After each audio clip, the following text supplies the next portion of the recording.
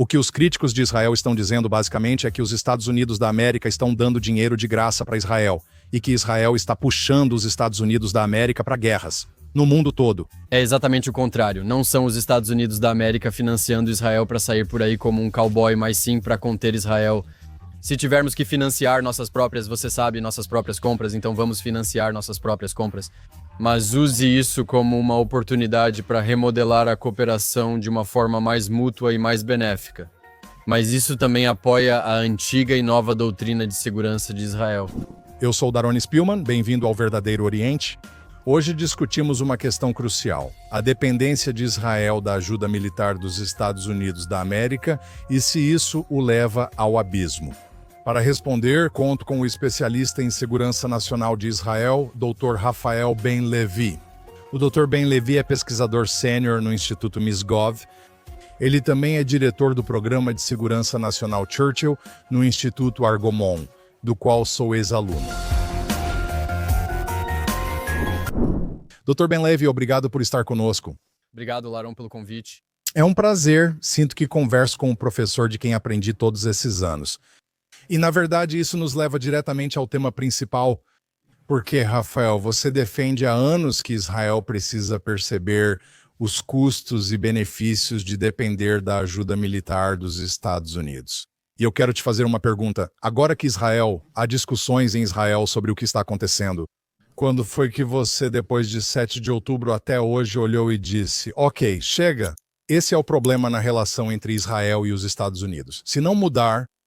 Certo, então, obviamente, acho que isso é algo que poderíamos ter considerado por anos.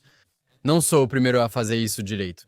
A ideia de que Israel é excessivamente dependente do modelo atual, que é o modelo de subsídios, onde, é claro, os Estados Unidos dão um pouco de dinheiro, que basicamente funciona como cupons, e então Israel compra e adquire equipamentos militares de fabricantes americanos.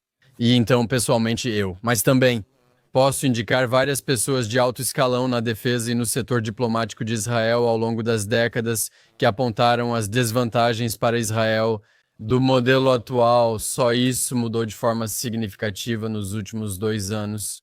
Enquanto anteriormente a quantidade de pessoas com essa opinião dizendo que Israel deveria tomar a iniciativa de mudar esse modelo e parar de aceitar as doações. Isso costumava ser uma opinião relativamente marginal. Digamos que, enquanto a maioria, você sabe, menosprezava essa opinião e dizia: olha, não tem como mudar, estamos presos, precisamos do dinheiro. E assim a conversa mudou de forma que agora existe uma discussão de verdade. E não é nada marginal reconhecer e sugerir que talvez precisemos mudar, talvez tenha chegado a hora de reformular, remodelar o atual quadro de defesa, segurança e cooperação industrial entre os países. E nada disso significa que queremos nos desconectar dos Estados Unidos. Buscar apoio de superpotências alternativas como Rússia e China. Ninguém diz isso. A ideia, porém, é que precisamos nos afastar do modelo atual, que já é uma parceria. Temos que admitir, é uma parceria. Os Estados Unidos, eles se beneficiam muito desse modelo. Mas, dito isso... Tecnologia? Sim, com certeza. Podemos falar sobre eles, tecnologia e comprovação de seus sistemas. Porque usamos os sistemas deles e funções de combate, todo tipo de informação que repassamos.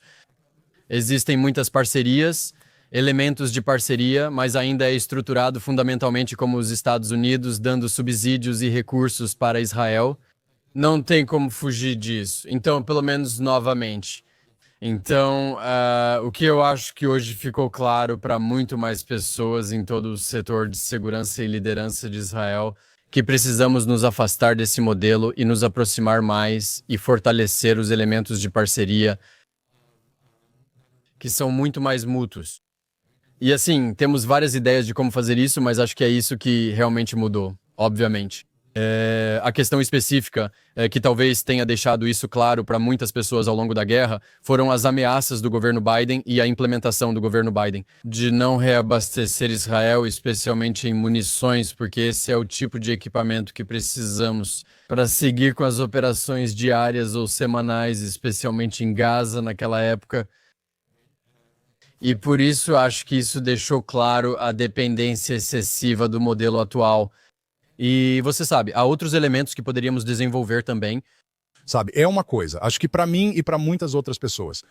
Precisamos esclarecer algumas coisas primeiro no nível mais básico. Críticos de Israel afirmam que os Estados Unidos da América dão dinheiro de graça ao país e que Israel envolve os Estados Unidos da América em guerras globais. É o que ouvimos dos Tucker Carlsons do pessoal Make America Great Again e da direita que não representam todos. Se você critica Israel hoje, dizem que Israel influencia os Estados Unidos da América contra seus interesses e que os Estados Unidos da América financiam Israel para basicamente agir como um cowboy no Oriente Médio. Eu gostaria que você explicasse para nossos ouvintes o que, de fato, os Estados Unidos da América estão realmente dando para Israel. Eles estão nos dando dinheiro? Isso é mesada? Somos Schnorrer, como dizem, arrecadando dinheiro só para nós? Na verdade, se você analisar desde meados dos anos 1970, quando começou o modelo atual de concessão, ocorre justamente o contrário. Não é os Estados Unidos da América financiando Israel para sair por aí como um cowboy, mas sim para conter Israel, certo? Desde a Guerra do Yom Kippur e a institucionalização do modelo atual tem sido basicamente uma forma de pagar Israel ou apoiar Israel com mais recursos para facilitar isso. Ao ceder território estratégico sob o contexto de território por paz, na verdade é território por ajuda, de certa forma, porque a paz nunca aconteceu, mas de certa forma foi, sabe, Israel. Pare de tomar iniciativa, sabe? Restrinja suas ações e sua tendência de ser proativo e de agir preventivamente e de ser mais estrategicamente ofensivo em relação aos seus inimigos. Controle-se e afaste-se dessas zonas de amortecimento que você criou e, em troca, vamos ajudar você a fortalecer sua segurança, oferecendo mais recursos. E aviões e tecnologias superiores juntos. Também é para equilibrar as tecnologias e as plataformas que os Estados Unidos queriam vender para parceiros árabes ou estados da região. E para manter Israel um pouco à frente a fim de gerenciar o equilíbrio de poder. Porque também os Estados Unidos entenderam que, se fortalecessem os Estados Árabes, estou falando dos anos 1970, 90 dias, nos anos 1980 e a Arábia Saudita e a região eram diferentes, e quanto mais fortaleciam os Estados Árabes, mais suas capacidades aumentavam. Então havia o perigo de que eles iniciassem outra guerra com Israel. Então, para manter esse equilíbrio de poder, eles também iriam fornecer a Israel os recursos necessários para manter seu próprio equilíbrio. Um passo acima dos Estados Árabes, mas na verdade é o contrário. Isso é basicamente pagar para Israel se conter. Primeiro ponto, não agir como cowboy. Segundo, respondendo à sua pergunta, qual é o quadro atual? Como isso funciona? Então, essencialmente, o financiamento militar estrangeiro é dinheiro que é dado a Israel com a condição de que seja gasto nos Estados Unidos, ou seja, comprando equipamentos militares de fabricantes americanos, certo? Então, claro, as pessoas que apoiam o modelo atual sempre apontam, e com razão, que isso é basicamente o governo americano subsidiando a indústria de defesa americana, certo? Mas aí eles vão e dão o equipamento para Israel. Por que dar dinheiro? Porque Israel pode decidir como e onde gastar, conforme suas prioridades. Em uma conversa em coordenação com o governo, com o Congresso. Mas é por isso que eu disse, é basicamente como cupons. O dinheiro está sendo destinado a Israel, mas não está sendo entregue em espécie de qualquer forma. Historicamente, isso já existiu. Cerca de um quarto desse valor podia ser convertido em shekels para comprar equipamentos de fabricantes israelenses. Desde o memorando de entendimento assinado em 2016. Memorando de entendimento? Sim, que é o tipo de entendimento entre os ramos executivos que estabelece os parâmetros dessa ajuda. Esse MD determinou uma retirada gradual, encerrando ou eliminando aquele quarto do valor que era permitido ser transferido para shekels. A partir de hoje, isso é zero, e todo o dinheiro está sendo usado para comprar equipamentos fabricados nos Estados Unidos da América. Esse é o esquema básico, certo? É assim que funciona. Existem muitos outros elementos da cooperação de defesa e industrial entre os países que acontecem e que não fazem necessariamente parte disso. Mas antes de entrar em detalhes sobre isso, eu também devo mencionar isso. Uma parte dos 38 bilhões por ano ou 38 bilhões ao longo dos 10 anos, meio bilhão, é concedido. Ou especificamente para a defesa contra mísseis balísticos aéreos. E esse é um modelo separado, porque não são apenas os americanos dando dinheiro a Israel para comprar de fabricantes americanos, mas está sendo financiado para coproduzir e co-desenvolver a defesa contra mísseis balísticos. O começo desse modelo de parceria vai além de um simples vale-presente. Pegue esse dinheiro, vá a Macy's nos Estados Unidos da América e gaste, e nós vamos gerar empregos nos Estados Unidos da América. Na verdade, é COP e D e produção mútua. Sim, e propriedade mútua da propriedade intelectual, depois de ter sido desenvolvido principalmente por Israel. Então, sim, esse elemento já é um tipo diferente de modelo em si mesmo do que a maioria do dinheiro do financiamento militar estrangeiro, certo? Mas mesmo isso, então, esse é obviamente o caminho ou um tipo de modelo que devemos analisar, mas há outras maneiras de fortalecer os elementos de parceria no quadro geral também. Vamos voltar por um momento para onde tudo isso começou. Ok, nos leve de volta no tempo. De onde veio a ideia, de novo? Muitos acreditam que a criação de Israel dependeu da ajuda militar dos Estados Unidos da América, porque elas não leram a história ou foram meio que convencidas por uma narrativa que não é verdadeira, certo? Não creio que a ajuda militar dos Estados Unidos da América tenha influenciado o início do Estado de Israel, nem mesmo na Guerra dos 6 Dias. Me corrija se estiver errado. Quando os Estados Unidos da América passaram a apoiar Israel militarmente? E por quê? Certo? Então, claro, sim, você está certo. Na fundação e na Guerra da Independência, os Estados Unidos da América não deram nenhum centavo, nem ajudaram com equipamentos. Na verdade, sofria boicote militar dos Estados Unidos da América. Certo? Havia um embargo quando os judeus estavam carregando armas em navios, realmente de forma ilegal nos Estados Unidos da América, e enviando-as de Cuba ou de onde fosse para tentar consegui-las. É? Mas os Estados Unidos não eram o principal fornecedor de armas de Israel de forma alguma. Na Guerra da Independência, os judeus fizeram acordos na Tchecoslováquia com a aprovação de Stalin por um período muito curto, mas crítico, durante a Guerra da Independência. Isso nos deu nossos primeiros aviões e também grandes quantidades de outros equipamentos do exército que foram fundamentais para lutar e vencer a Guerra da Independência. E os Estados Unidos apoiavam politicamente Israel. Claro, Truman reconheceu Israel e houve certos elementos de apoio econômico, mas não havia cooperação militar estratégica, definitivamente não havia ajuda. Então Stalin deu isso basicamente, Stalin aprovou as primeiras armas para Israel, durante a fundação do Estado de Israel. Os Estados Unidos da América apoiaram politicamente, mas basicamente impuseram embargo de armas a Israel. E isso é muito importante. Também armas que Israel contrabandeou durante o mandato britânico nos últimos anos. E foi com isso que Israel foi fundado, porque muito rapidamente depois disso, até mesmo ao final da Guerra da Independência, assim que Stalin percebeu que Israel não seria pró-soviético, mas sim pró-ocidente, ele rapidamente cortou o apoio e passou a apoiar os estados árabes ao redor de Israel. E esse é o principal. Essa foi uma das principais características do relacionamento da União Soviética nisso. Dentro de toda a história do conflito árabe-israelense, os soviéticos apoiaram tanto os Estados Árabes quanto, especificamente, a Organização para a Libertação da Palestina. Yasser Arafat, e havia uma colaboração muito próxima entre o palestinismo e o terrorismo palestino, e a União Soviética e a KGB. Então isso meio que foi deixado de lado. Na guerra, como sabemos, quase todas as armas usadas contra Hamas e Hezbollah eram de fabricação russa, como o Galaknikov e várias minas terrestres. Todo o resto até hoje. Certo, ok, então rapidamente. Depois disso, porém, ainda não passamos a receber armas americanas, mas sim armas francesas.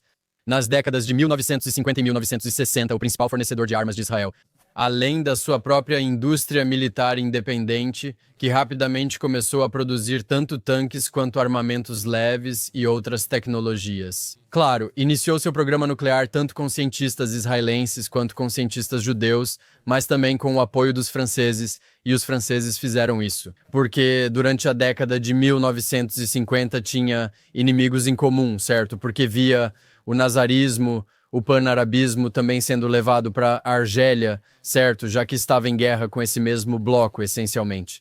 E assim, a França tinha um motivo, sob de Gaulle, para apoiar Israel contra seus inimigos em comum, principalmente o Egito, certo? e assim vendeu para Israel suas maiores plataformas de combate, aviões de combate a jato, caças a jato. Sim, esses foram usados por Israel em 1956, na campanha do Sinai e na Guerra dos 6 Dias de 1967. A primeira mudança dos americanos começou em meados dos anos 1960, quando concordaram em vender alguns mísseis para Israel, mas a verdadeira virada foi depois de 1967, porque a França basicamente boicotou Israel no início da guerra. Israel lutou com o que tinha, mas logo depois a França mudou de interesse e também passou a apoiar o lado árabe. Só durante a Guerra de Atrito, 1967 a 1973, e principalmente após 1973, que os Estados Unidos, tanto por causa da vitória de Israel em 1967 novamente, por causa da sua doutrina de direito de preempção e de conquista de território, isso fez de Israel uma força reconhecida. Os Estados Unidos passaram a ver Israel como um parceiro a ser apoiado e aliado. Isso poderia ajudar a servir aos seus interesses no contexto mais amplo da Guerra Fria. Então foi aí que realmente começou, permitindo que Israel tivesse seus primeiros jatos, esquadrões de caças e outras tecnologias diversas. Foi a partir daí que tudo realmente começou. No início, em 1969 e 1970 ainda era assim. Israel estava comprando a preço cheio, com condições de empréstimo favoráveis e garantias de empréstimo que o governo americano dava, mas Israel estava pagando por isso. Comprávamos porque ofereciam boas condições de financiamento. Exatamente. E isso só aconteceu depois da Guerra do Yom Kippur, no contexto de Nixon, Kissinger e sua diplomacia e suas tentativas de tirar o Egito do campo soviético e trazê-lo para o campo americano. E isso também os levou a querer que Israel deixasse o Sinai, o deserto do Sinai, e o entregasse ao Egito. Então, o acordo foi aí que a estrutura atual meio que surgiu, onde, ok, Israel está sendo solicitado a fazer certos sacrifícios em relação à sua segurança, ao território que estava ocupando e que tinha ótimos motivos para querer continuar mantendo.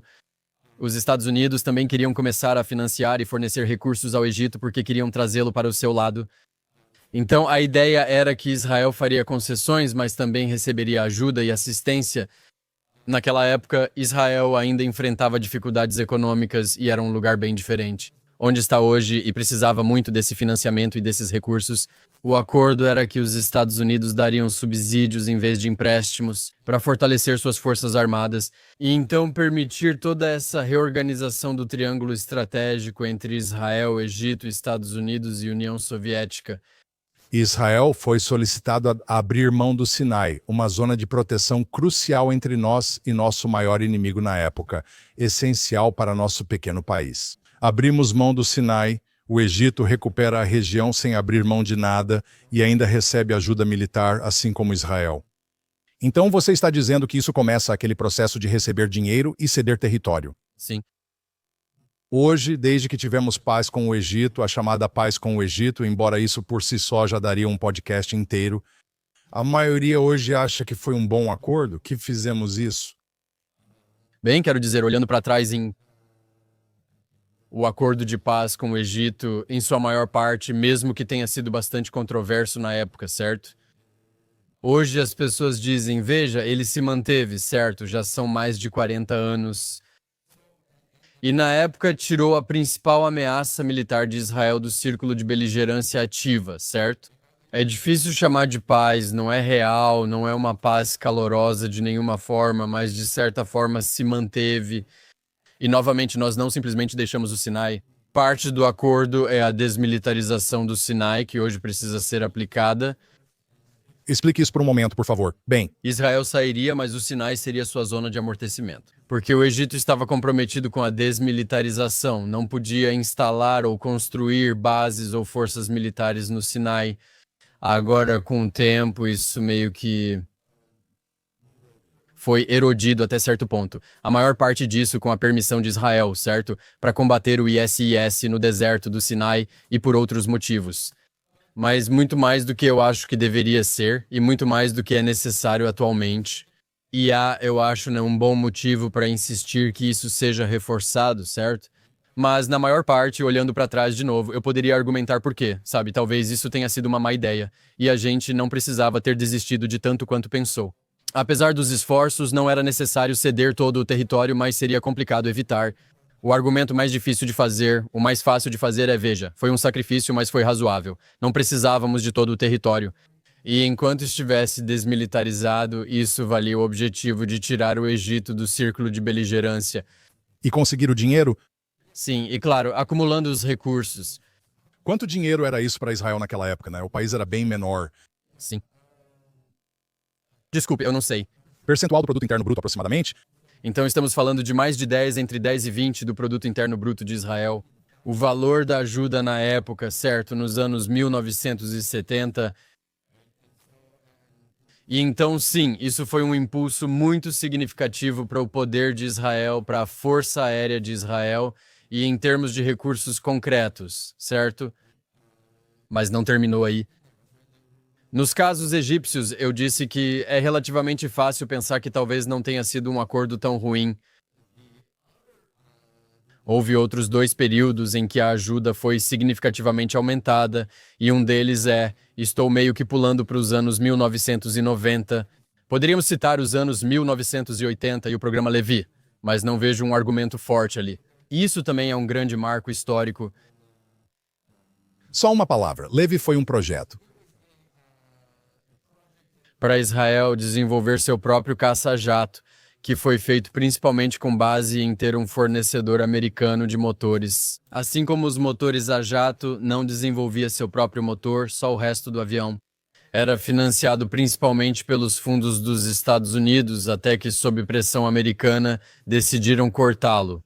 Foi decidido cancelar o projeto e não continuar o desenvolvimento do caça-jato indígena. Isso foi controverso, pois parecia que os americanos pressionavam Israel a não ser independente nem ter seu próprio caça-jato. E, de novo, isso estava presente. Por outro lado, todo o projeto foi baseado em financiamento americano desde o início. Então, não foi como se Israel simplesmente tivesse ido lá e começado seu próprio caça-jato. Os americanos disseram que não podíamos fazer isso, pois usávamos seus recursos. Depois, houve um motivo econômico para encerrar.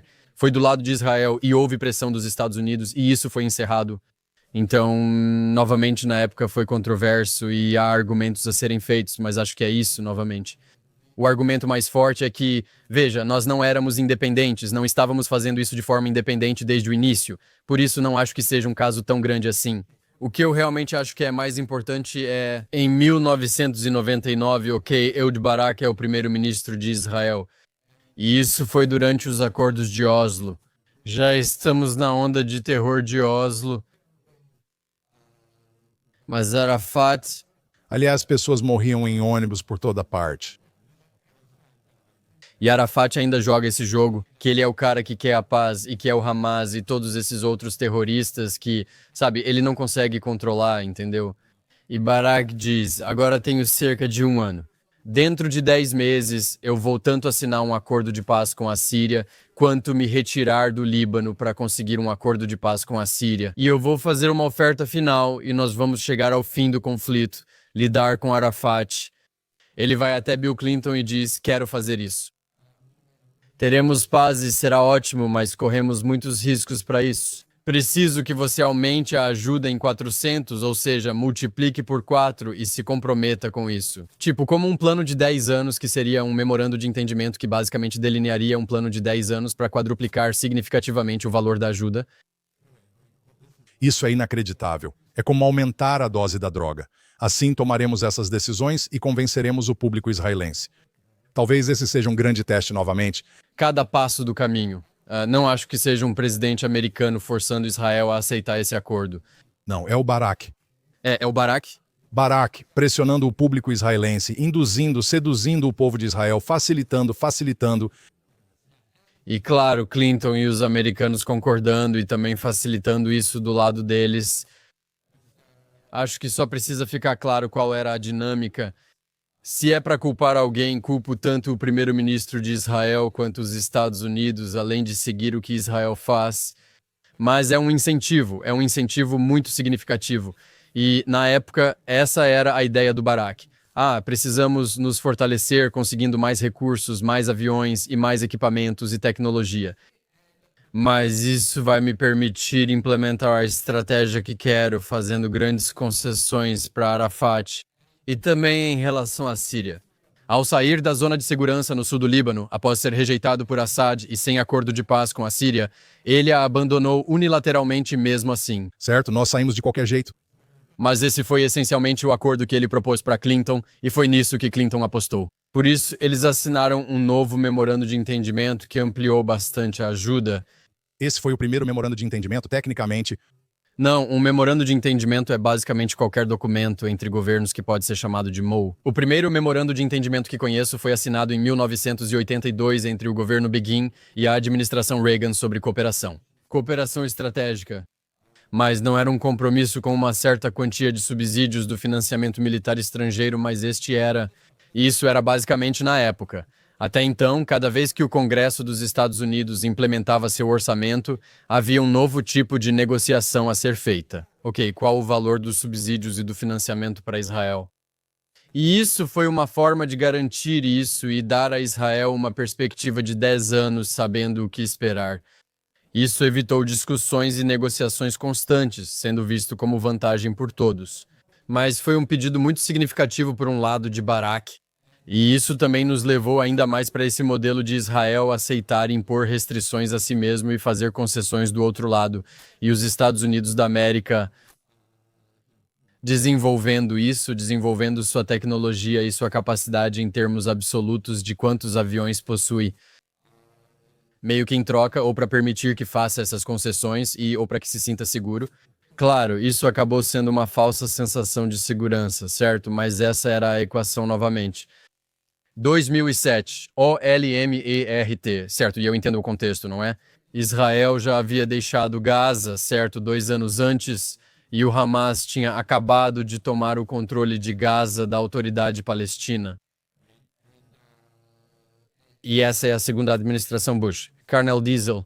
Hayes quer que Olmert venha a Anápolis e faça essa grande conferência com todos os estados da região para novamente tentar chegar a um fim definitivo do conflito. E grandes concessões para Abbas, e Olmert está disposto a fazer concessões muito significativas. Mas ele não quer isso em uma grande conferência internacional e sim deseja ter negociações diretas. Porque ir a uma grande conferência sempre aumenta a pressão sobre Israel para fazer concessões, certo? Porque isso meio que permite que todos os outros estados intimidem Israel e digam: olha, você é o obstáculo para a paz aqui.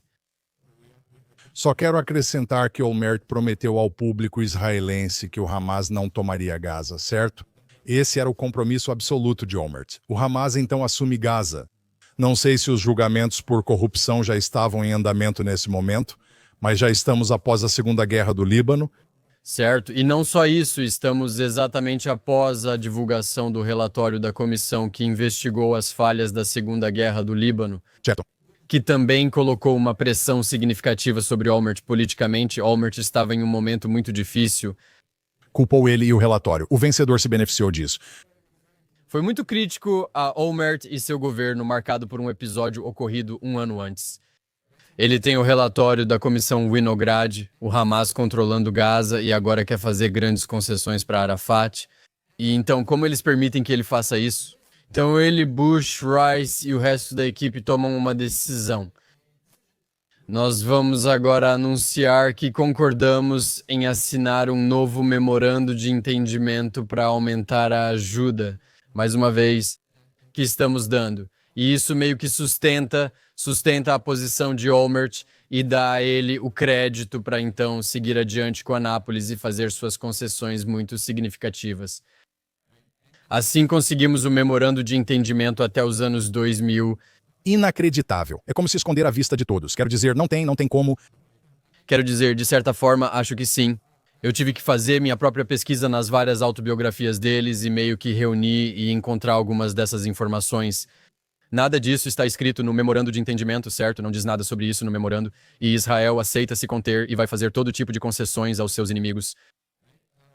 Mas sempre existe um contexto político para a decisão de ter isso e fornecer ajuda. Mesmo que, é claro, os Estados Unidos recebam benefícios financeiros em troca disso, ainda assim é uma decisão dos Estados Unidos que está decidindo dar a Israel um monte de subsídios. Por isso, sempre haverá uma constelação política e decisões serão tomadas a partir disso. E dessa forma, acho que a ajuda acabou induzindo, facilitando e andando de mãos dadas com as ações de Israel. Ou os principais elementos que eu penso da concepção, certo? Da concepção estratégica fracassada de Israel, que culminou na guerra atual. Um deles é, digamos, a sua perda de independência na própria fabricação de munições, certo? Porque é nessa mesma época, nos anos 2000, que Israel, ao invés de manter sua própria doutrina, de ter seus próprios fabricantes, pelo menos para suas próprias bombas, certo?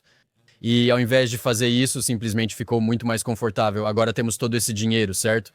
E esses recursos vamos simplesmente comprar JDAMs prontos dos Estados Unidos e você pode ver nas listas, certo? Esse é o momento em que Israel tem um ou milhares e outros têm dezenas de milhares, outros milhares.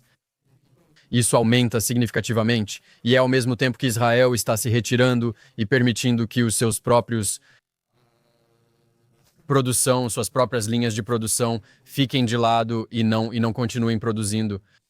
Então, basicamente, a indústria de manufatura israelense, a indústria militar de Israel para bombas, balas e armas, neste momento, elas estão basicamente meio que apodrecendo no... Não colocaria de forma tão significativa. Israel não desistiu de suas capacidades, pois o Ministério da Defesa tem diretriz para manter certa capacidade de produção.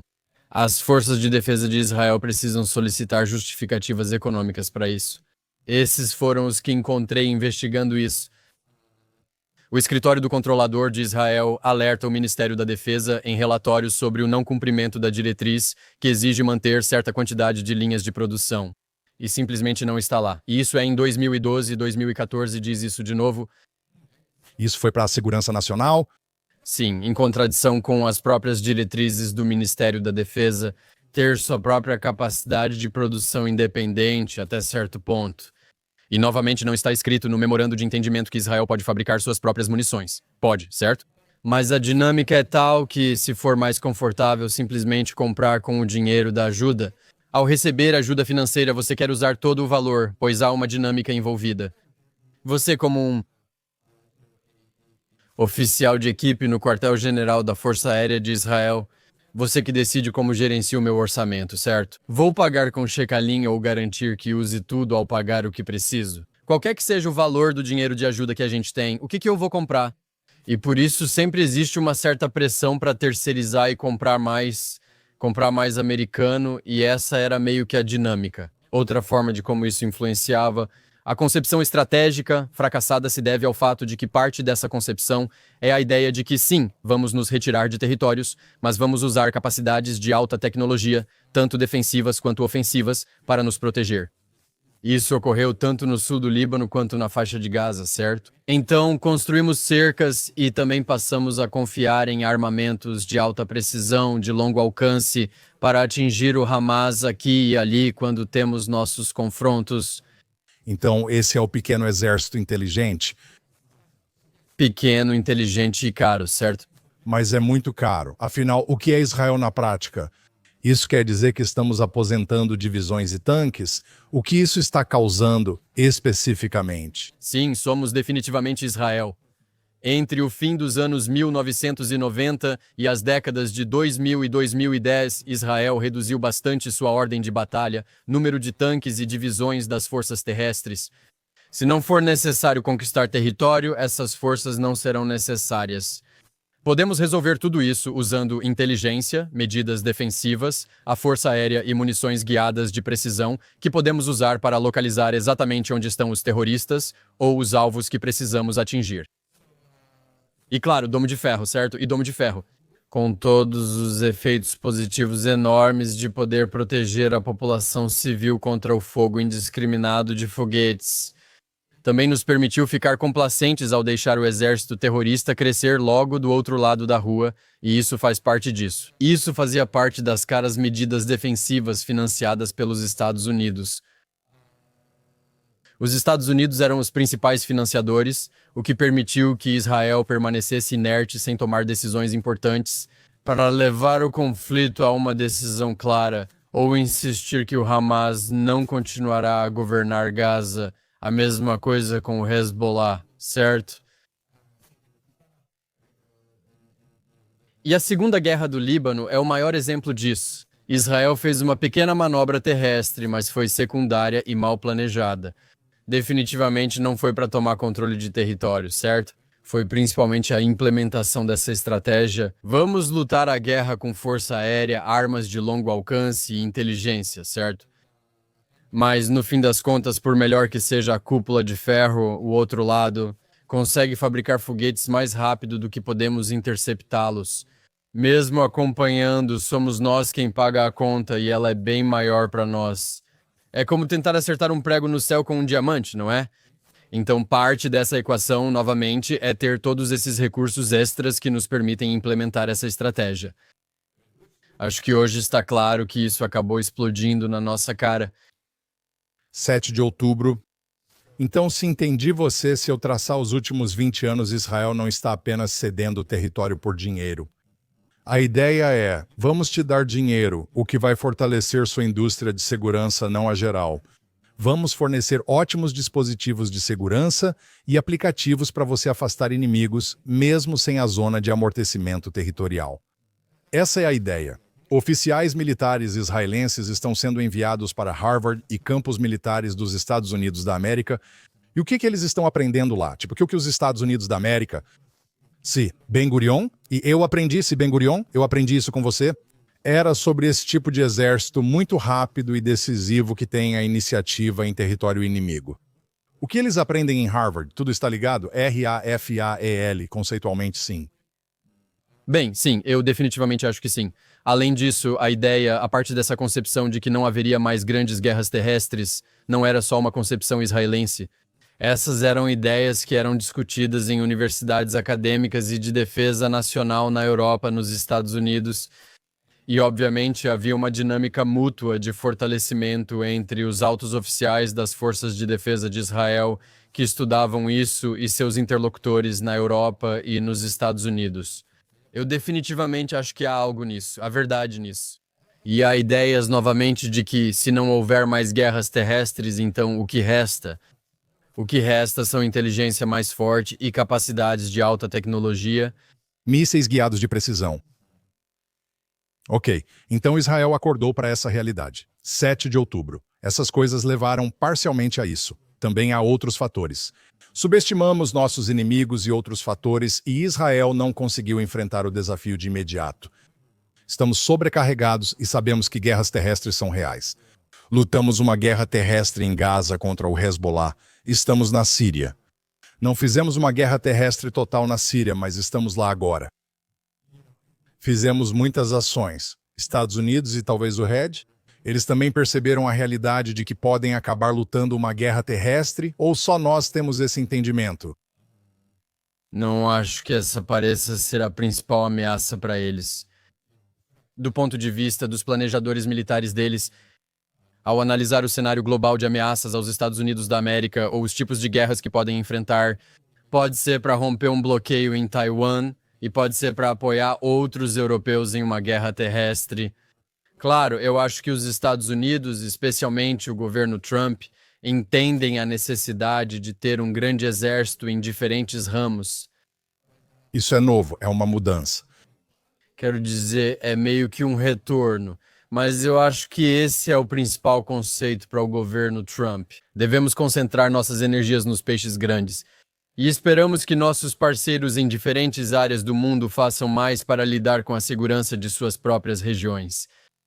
Então, se alguém vai lutar as guerras em solo, serão as pessoas de suas próprias regiões específicas e não os Estados Unidos entrando e lutando por qualquer outra pessoa. E, portanto, a expectativa em relação aos seus parceiros, tanto na Europa quanto no leste asiático, é que invistam mais e fortalecer suas próprias forças armadas e suas próprias capacidades para que possam fazer mais pela sua própria segurança. Agora, eu acho que isso chega na hora certa. Isso pode andar de mãos dadas com a mudança no próprio pensamento estratégico de Israel. Como você apontou, estamos mantendo zonas de amortecimento no sul da Síria porque entendemos que precisamos manter essas zonas de amortecimento para nossa segurança. definitivamente, até que haja um regime sírio que esteja realmente estabilizado e comprometido com a paz.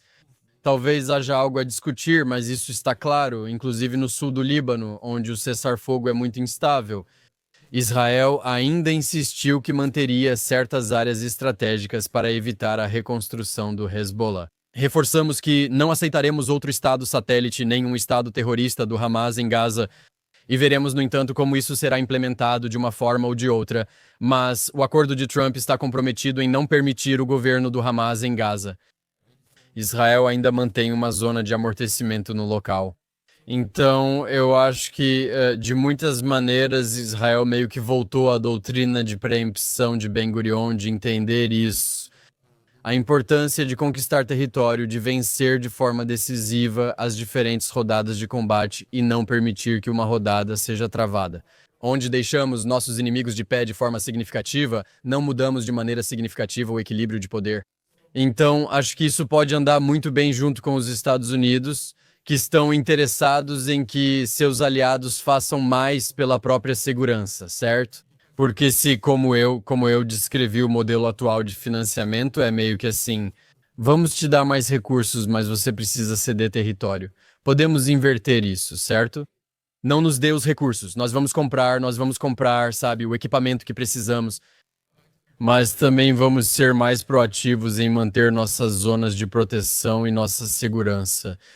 Acredito que a longo prazo essa estratégia traz mais estabilidade e menos guerras, porque quando você permite que seus inimigos vejam que você está recuando e que está fraco, isso leva a mais guerras quando você está forte. E projetar força, isso também funciona no Oriente Médio, assim como os Estados Unidos da América querem projetar força. Com o tempo, isso acabará estabilizando a região. E claro, quanto mais forte Israel agir para conter o Irã e para conter as tentativas do Irã, ou, digamos, para reverter a busca do Irã pela hegemonia regional, que se esforçou muito para fazer isso nos últimos 2 anos e, claro, precisa continuar fazendo isso. Então, isso também vai contribuir para estabilizar a região a longo prazo.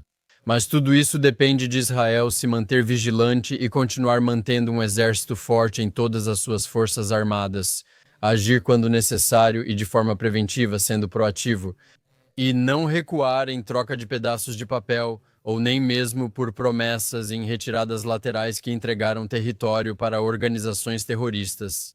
Então, se parte dessa reorganização do modelo significa que Israel deve receber menos recursos dos Estados Unidos, eu acredito que agora, comparado com os anos 1970 agora, o valor financeiro da ajuda do produto interno bruto de Israel é 0,7, ou seja, menos de 1% do produto interno bruto de Israel. Em relação ao orçamento de Israel em shekels, isso representa entre 2 e 3% do total. Menos nos últimos anos porque aumentamos o orçamento para financiar a guerra. Então você sabe, claro, isso é um impacto, é uma quantia significativa de dinheiro, não é a mesma coisa. Israel não está na mesma posição que estava nos anos 1970, 1980, 90 ou em qualquer outro momento anterior. E esse entendimento de que, ok, se tivermos que financiar nossas próprias compras, então vamos financiar nossas próprias compras e refazer e também. Mas usar isso como uma oportunidade para remodelar a cooperação de uma forma mais mútua e mais benéfica. Mas isso também apoia o tipo de mudança de Israel e sua velha nova doutrina de segurança. Então Israel precisa acordar também. É quase como um cara que tem uma pequena frutaria em um bairro nos anos 1950 e o bairro está mudando e ele não percebe o que está acontecendo. Ele ainda vende as mesmas frutas, cercado por metrôs, aviões e grandes arranha-céus. Parece que ainda estamos nesse modelo ultrapassado e não necessariamente conseguimos nos atualizar totalmente até agora.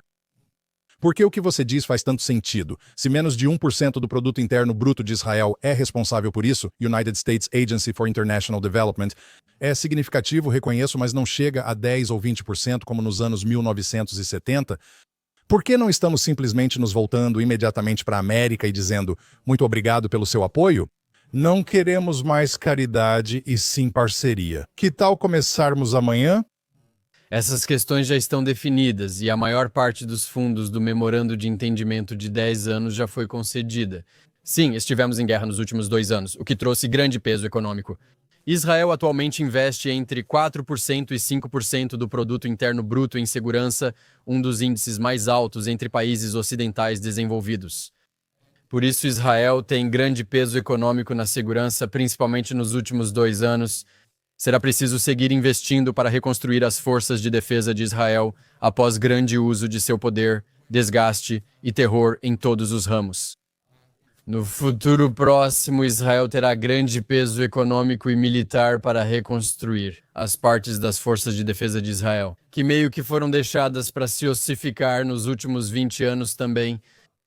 Então, estamos olhando para uma perspectiva de investimento muito significativo e esse é um dos motivos também. Estávamos muito ocupados apenas tentando não perder a guerra nos últimos 2 anos.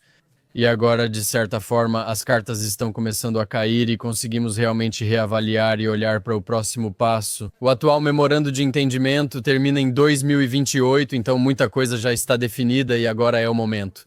E essas são questões importantes e grandes acordos. Elas precisam ser discutidas em detalhes entre os dois poderes executivos.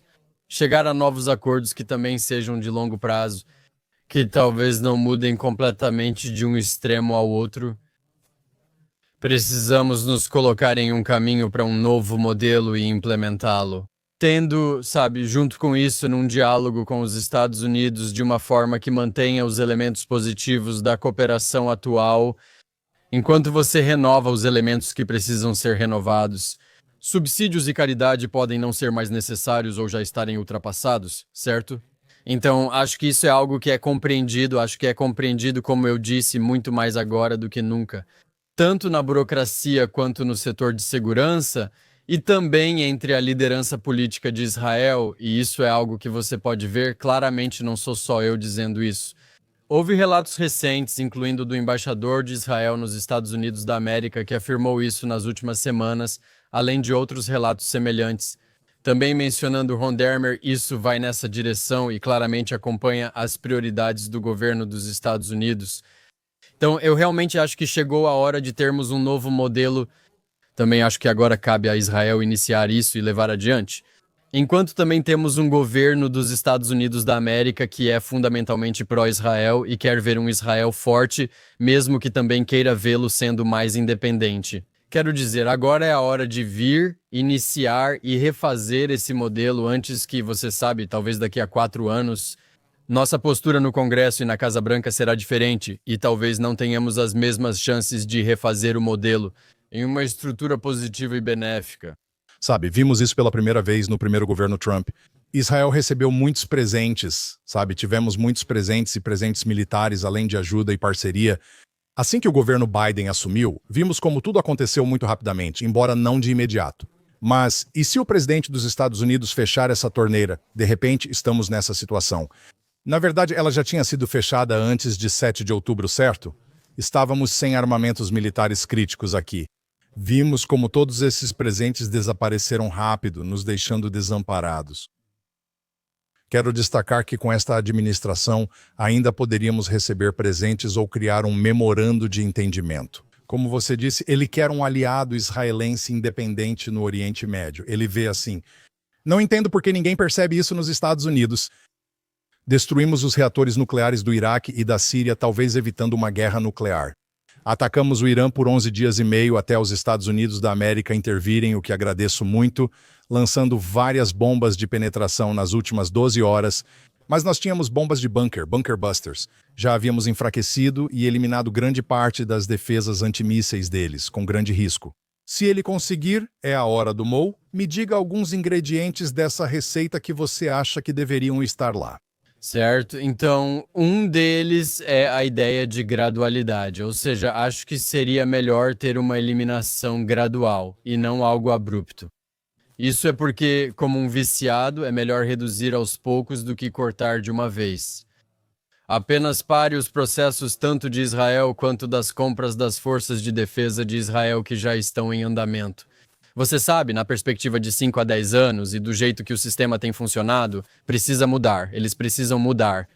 Se quisermos fortalecer Israel e colocá-lo no caminho da independência, acho melhor fazer isso gradualmente, esse é um dos elementos. A parte mais importante, porém, é que, seja o que for, se for 5 anos, 10 anos ou qualquer outro prazo, isso precisa estar claro e por escrito. As concessões vão acabar nesse período, né? O que é o mais crítico. Se houver transição, tudo bem. Isso é uma questão tática, esse é o quadro geral e o que ainda precisa ser feito, certo? Então, poderíamos também ter um acordo de reabastecimento prioritário mútuo para várias coisas. O que os Estados Unidos fornecem a Israel ou permitem comprar com cupons também nos dá prioridade no fornecimento. Devemos manter isso apenas por decisão política, certo? Mas não há motivo para isso. E também em troca dentro do contexto do modelo mútuo. Existem vários sistemas que Israel está vendendo para os Estados Unidos que deveriam ser registrados como uma garantia mútua de prioridade, reabastecimento, para quaisquer sistemas que estamos adquirindo. Não é tão grande quanto as plataformas de caças, mas há vários elementos e equipamentos que Israel está enviando para os Estados Unidos. Deveria se comprometer a garantir esses também. Também devemos expandir o atual quadro do que é o BMD, o Sistema de Defesa Antimísseis. Esse já é um quadro mais mútuo. Os Estados Unidos realmente investem mais dinheiro e isso é um investimento. Novamente, coisas que são desenvolvidas mutuamente, principalmente por Israel, e em grande parte coproduzidas mutuamente, mas principalmente produzidas nos Estados Unidos. E esse é um modelo que talvez possa ser replicado em outro lugar. Diferentes elementos em que Israel tem uma vantagem relativa, como a cibersegurança. Novas defesas antimísseis balísticos, como lasers. Talvez defesa antimísseis. Sim, defesa contra mísseis balísticos, inteligência artificial quântica, todas essas coisas, em termos de tecnologia, todas essas. Poderíamos ter fundos cooperativos semelhantes, onde haveria um retorno claro sobre o investimento para qualquer dinheiro americano que fosse investido neles. Isso também ajudaria Israel com financiamento e recursos.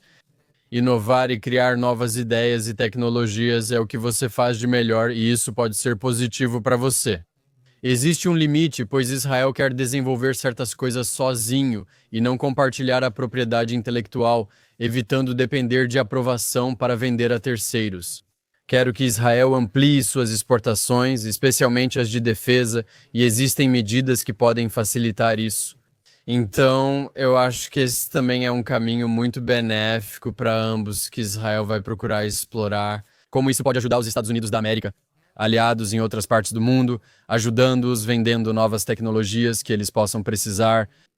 Falávamos sobre o leste asiático e os aliados dos Estados Unidos da América na região, que poderiam se beneficiar do conhecimento e da tecnologia de defesa israelense, e Israel também ficaria feliz em expandir e vender esse tipo de tecnologia. Assim, Israel fornece e treina outros exércitos ao redor do mundo. Aliados dos Estados Unidos ao redor dos Estados Unidos. Aliados ao redor do mundo.